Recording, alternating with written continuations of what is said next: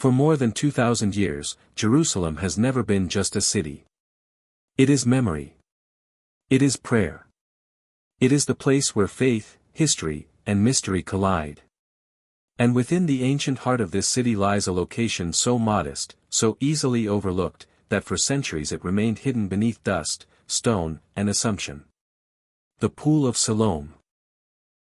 Mentioned only briefly in the Bible, yet carrying enormous spiritual weight for billions of Christians worldwide, the Pool of Siloam has suddenly become the center of one of the most unsettling conversations between modern archaeology and religious belief. In recent years, discoveries linked to government-supported archaeological projects in Israel have triggered global attention. Not because of a newly declared miracle. Not because of a religious proclamation. But because of physical evidence. Stone structures, water systems, human pathways. Evidence that forces the world to ask difficult questions. This documentary does not claim the supernatural. But what has been uncovered beneath Jerusalem compels humanity to reconsider a long-held assumption. Are the stories of the Bible purely symbolic expressions of faith? Or are they memories of real historical events encoded in sacred language?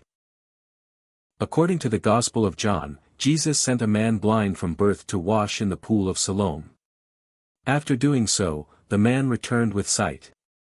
For centuries, this story has been understood spiritually. Light replacing darkness. Faith replacing blindness. The power of God restoring what was broken. But what happens when the place described in Scripture is no longer theoretical? What happens when archaeology places that story into a tangible historical setting? For more than 100 years, scholars believed the Pool of Siloam mentioned in the Bible was a small Byzantine-era reservoir, constructed centuries after the time of Jesus. That belief collapsed in 2004. During routine sewer repairs in the Siloam neighborhood, workers uncovered a series of ancient stone steps buried deep underground. At first, it appeared insignificant. But as archaeologists began excavating, a much larger structure slowly emerged. Not a small pool. But a massive ritual complex. Wide, symmetrical stone steps descending into a large body of water.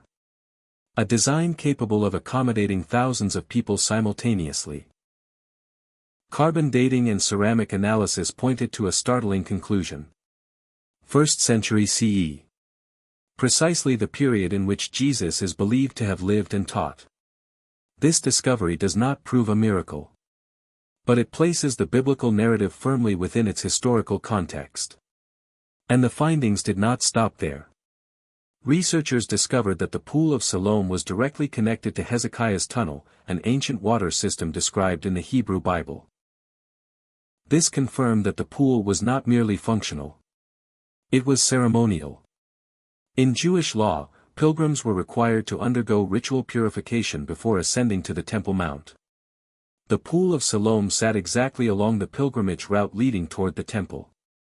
Tens of thousands of worshippers would have passed through this site every year. If Jesus healed a blind man at the Pool of Siloam, he did so at the most symbolically powerful purification site in Jerusalem. A place where people prepared themselves to encounter God. For many believers, this discovery strengthens faith. For others, it introduces discomfort. Because when science approaches sacred text, it does not only confirm. It questions. If the Pool of Siloam was a crowded pilgrimage site, why is this miracle mentioned only in the Gospel of John? If the healing occurred in public, why is there no independent historical record? And perhaps the most unsettling question of all. Archaeological evidence suggests the Pool of Siloam was already associated with healing rituals long before Christianity. This does not deny the miracle. But it introduces another possibility. That people of the ancient world attributed healing power to water. And that spiritual meaning grew around a place already known for restoration.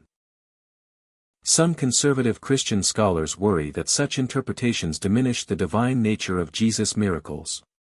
That they reduce the supernatural to psychology, ritual, or social tradition. Other theologians respond differently. They argue that true faith does not fear archaeology. Truth does not fear light. If Jesus truly walked through history, then his footsteps must exist somewhere within it. And this realization itself has become unsettling for many believers. Not because it weakens faith, but because it demands something deeper. It challenges believers to ask whether their faith has remained abstract, detached from the reality of history, geography, and human experience. Today, large portions of the Pool of Siloam remain unexcavated. Some areas are inaccessible. Others are politically sensitive. Israeli authorities maintain that the project is archaeological, not theological. Yet in Jerusalem, no stone is ever neutral. Every discovery has the power to become evidence or controversy. And perhaps the most disturbing truth is not what was found in the Pool of Siloam, but what it asks of those who believe. If your faith is placed face to face with history, with water, stone, and human footsteps, will it become weaker? Or will it become stronger? That answer does not belong to archaeology. It does not belong to governments. It does not belong to scholars. It belongs to you.